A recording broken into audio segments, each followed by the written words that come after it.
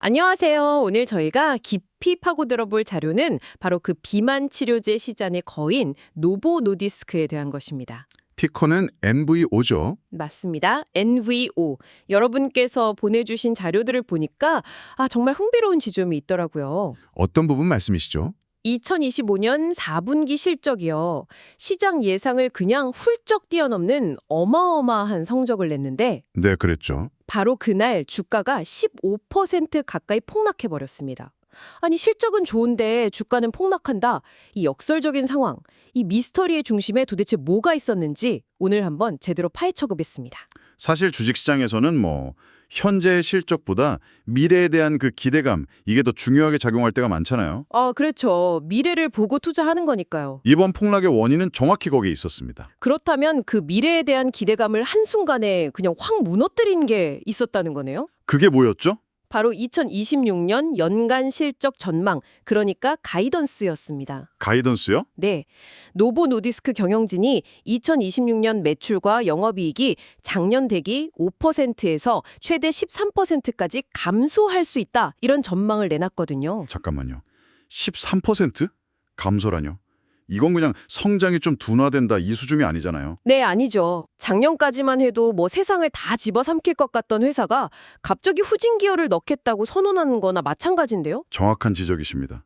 시장은 성장주한테 역성장이라는 단어를 용납하지 않죠. 그야말로 참모로 확 끼얹은 겁니다.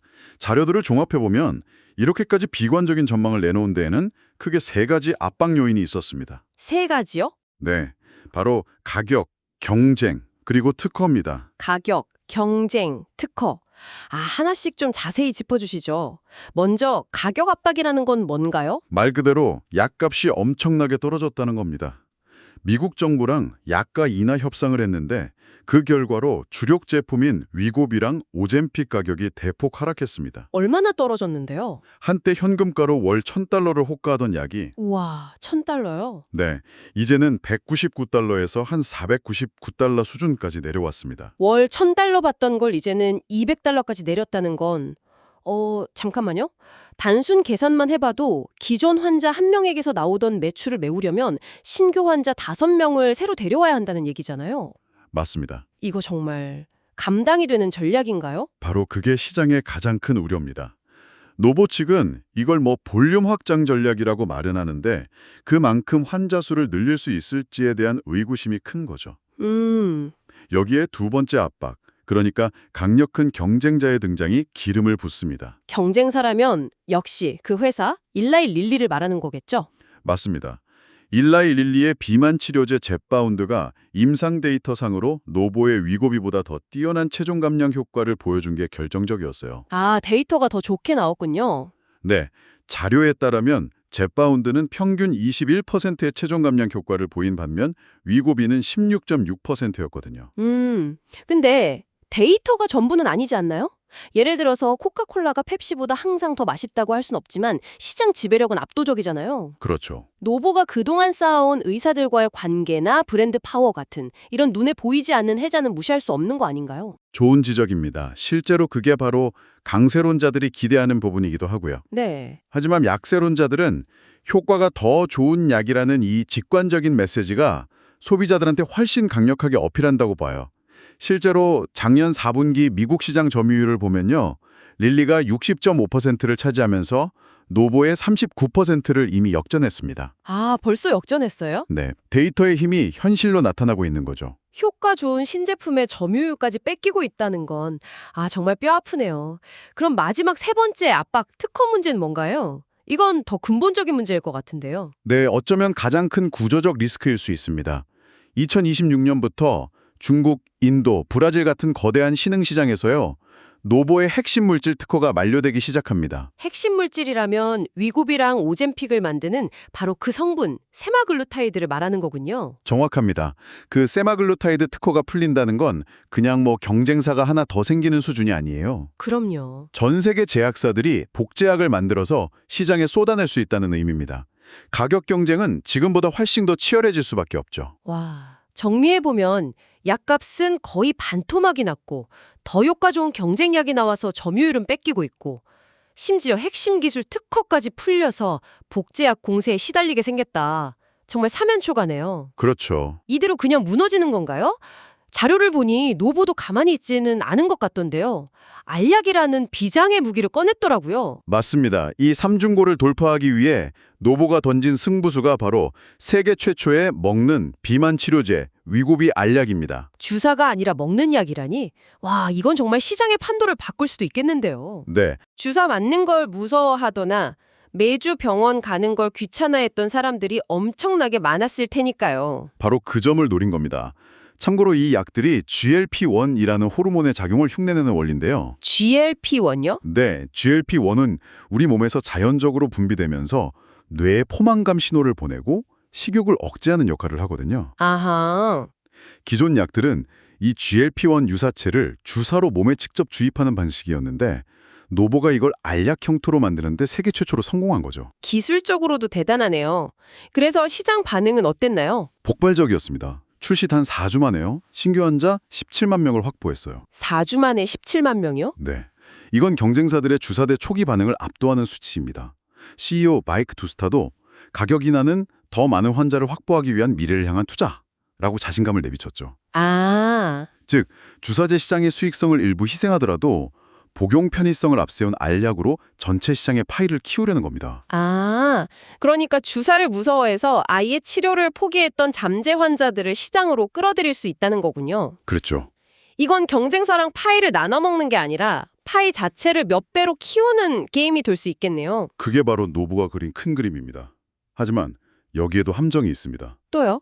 경쟁사인 릴리 역시 불과 몇 달 안에 경구용 치료제 출시를 앞두고 있다는 점이죠.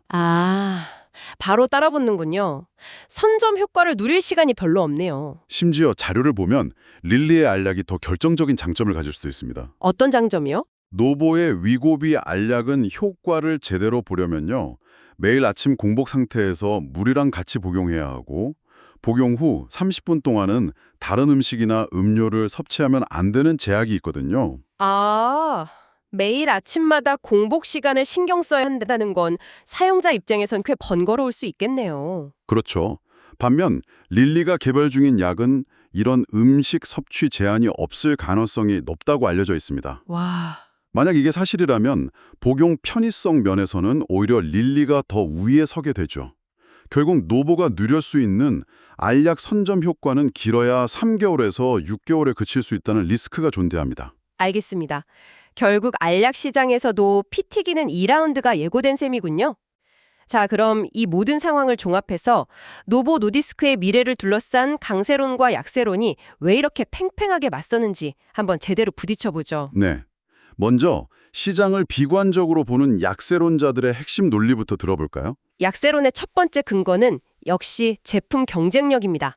앞서 말씀드렸듯 릴리의 젯바운드가 임상 데이터상 더 우월한 효과를 보인다는 건 부정할 수 없는 사실이거든요. 그렇죠. 데이터가 있으니까. 장기적으로 볼 때 소비자들은 결국 더 효과 좋은 제품으로 옮겨갈 거라는 논리죠.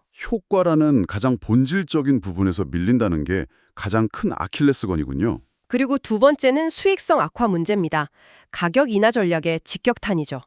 노보의 총 이익률이 이미 2024년에 84.7%였는데 2025년에는 81.0%로 눈에 띄게 하락했습니다. 벌써부터 떨어지고 있네요. 네, 앞으로 알약으로 환자 수를 아무리 늘려도 이 가파른 수익성 하락을 상쇄하지 못할 위험이 있다는 겁니다. 결국 아까 저희가 걱정했던 시나리오네요. 환자는 늘어나는데 깎아준 약값 때문에 정작 버는 돈은 줄어드는 빚 좋은 개살구가 될 수 있다는 경고군요. 맞습니다.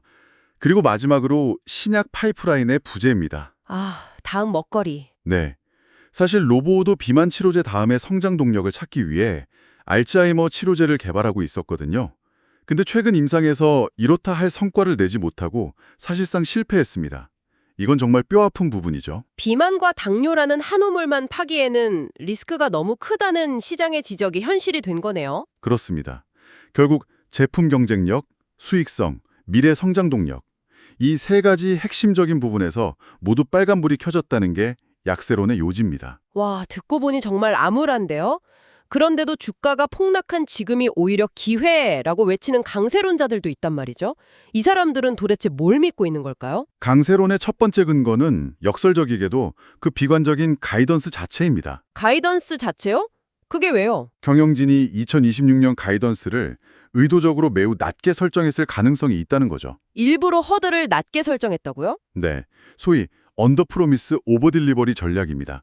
시장의 기대치를 바닥까지 낮춰서 최악의 시나리오를 주가에 미리 다 반영시킨 뒤에 실제로는 그것보다 조금이라도 나은 실적을 보여주면서 주가를 반등시키려는 의도일 수 있다는 분석이죠. 그럴듯하게 들리긴 하는데 그건 너무 경영진에게 유리한 해석 아닐까요? 정말로 사업에 자신이 없어서 최악의 상황을 솔직하게 말한 것일 수도 있는데 이걸 전략이라고 포장하는 건 좀 위험해 보입니다. 물론 그럴 위험도 충분히 인지해야 합니다. 하지만 강세론자들은 노보가 믿는 구석이 확실히 있다고 주장해요. 그게 바로 두 번째 근거인 경구용 약의 엄청난 잠재력입니다. 아, 알약? 네, 출시 초기의 그 폭발적인 반응, 이게 주사를 기피했던 거대한 신규 시장이 열릴 수 있다는 걸 증명했죠. 이건 시장 자체를 지금의 몇 배로 키울 수 있는 요인이라는 겁니다. 그렇군요. 그리고 또 다른 기회 요인, 와일드 카드 같은 것도 있나요? 네, 가장 큰 와일드카드가 남아 있습니다. 바로 메디케어입니다. 메디케어요? 2026년 중반쯤 미국 정부가 운영하는 노인 의료보험인 메디케어에서 비만 치료제에 대한 급여 등재를 결정할 가능성이 있습니다. 아, 미국은 의료비가 워낙 비싸니까요. 만약 정부 보험에서 지원해주면 그동안 비싼 약값 때문에 치료를 망설였던 수백만 명의 고령층 환자들이 신규로 대거 유입될 수 있겠네요. 그렇죠. 이건 정말 게임의 판도를 바꿀 수 있는 변수인데요. 맞습니다. 그래서 모두가 메디케어의 결정을 숨죽여 지켜보고 있죠. 그리고 마지막 강세론의 근거는 밸류에이션, 즉 가격 매력입니다. 아, 싸졌다. 네, 이번 주가 폭락으로 노보의 주가 수익 비율, PE가 12배 수준까지 떨어졌어요. 경쟁사인 릴리를 포함한 동종 업계 기업들이 보통 15배 이상에서 거래되는 것과 비교하면 확실히 저렴해진 거죠. 결국 최악의 상황은 이미 주가에 다 반영됐고 여기서 메디케어나 경구용 약 같은 호재가 하나라도 터지면 올라갈 일만 남았다는 일종의 비대칭적 손익 구조를 보고 베팅하는 거군요. 정확합니다. 2026년이 구조적 쇠퇴의 시작이 아니라 더 큰 도약을 위한 일시적인 리셋의 해라고 믿는다면 지금이 오히려 좋은 가치 투자의 기회가 될 수 있다는 논리입니다. 너무 팽팽해서 어느 쪽에 맞을지 예측하기가 어렵네요. 정리해보면 노보 노디스크는 가격이나 강력한 경쟁자, 특허 만류라는 거대한 파도에 맞서서 경구용 치료제라는 승부수를 던진 상황입니다. 네. 단기적인 수익성을 포기하고 장기적인 시장 지배력을 노리는 큰 도박인 셈이죠. 네. 그래서 여러분께서 판단하셔야 할 핵심 질문은 이것입니다. 과연 2026년은 노보 노디스크의 구조적 쇠퇴가 시작되는 해일까요? 아니면 더 큰 도약을 위해 잠시 숨을 고르는 해일까요? 정말 어려운 질문이네요. 오늘 저희가 나눈 이야기의 대부분은 사실 PT 그림 전쟁터인 미국 시장에 집중되어 있었잖아요. 네, 그랬죠. 그런데 여기서 우리가 놓치고 있을 수 있는 한 가지 흥미로운 관점이 있습니다. 자료를 보면 2025년 8월에 새로 취임한 CEO가 미국 시장 전문가가 아니에요. 아, 그래요? 해외 시장 영업 확장에 특화된 인물이라는 점입니다. 아, 그게 어떤 의미를 가지나요? 현재 노보의 미국 시장 성장률은 15%로 크게 둔화했지만 미국 외 해외 시장 성장률은 무려 73%로 여전히 폭발적입니다. 73%요? 네, 즉 회사의 새로운 수장이 가장 잘하는 분야가 바로 지금 회사가 가장 빠르게 성장하고 있는 시장과 일치한다는 거죠. 아, 그렇군요.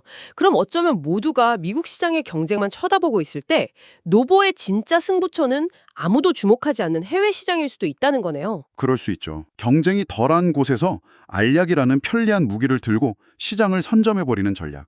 와, 이건 미처 생각하지 못한 광점입니다. 어쩌면 노보 노디스크 부활의 열쇠는 치열한 미국 시장에서의 방어가 아니라 아직 무주공산에 가까운 거대한 해외 시장을 누가 먼저 차지하느냐에 달려있는 것은 아닐까요? 자, 구독자 여러분은 노보 노디스크, 티커 NDO의 미래를 어떻게 보시나요? 댓글로 여러분의 날카로운 분석을 공유해주세요.